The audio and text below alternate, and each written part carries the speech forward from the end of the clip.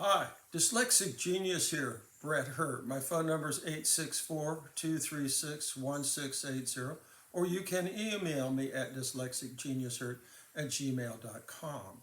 What I'm going to talk about is an Edison Home phonograph, and I'm going to have a bunch of videos about assembling of the bottom and top works of an Edison Home and things to look at. The first thing we're going to look at is the on-off switch here. This is an early 1896 home, but they're all relatively the same.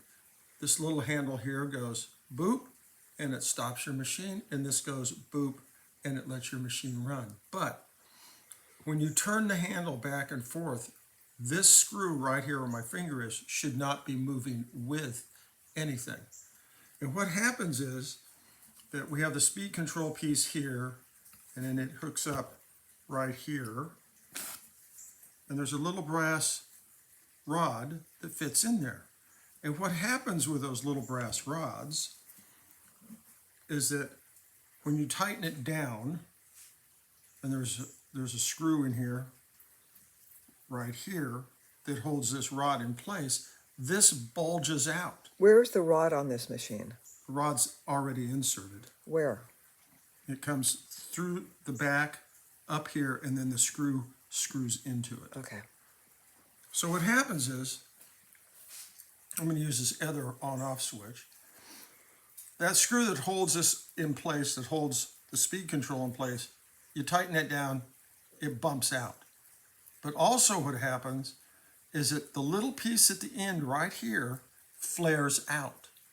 Because the little piece at the end right here fits into the hole right here like that. And that one goes in fairly well like that. What you're going to have to do is you're going to have to, the little piece here at the very tip cannot be touched. You have to file this down around here, and you have to check it to make sure it's not bent. So when you push it into the machine all the way through to put the speed control on, you shouldn't have to drive it in. It should just slide in. And this is what happens, that these flare out, so I always have to come in and file all this down. And that's how you fix it, like this. Another little trick about Edison homes are the speed controls right here go in, and they're usually set about like that. But these wobble all the time.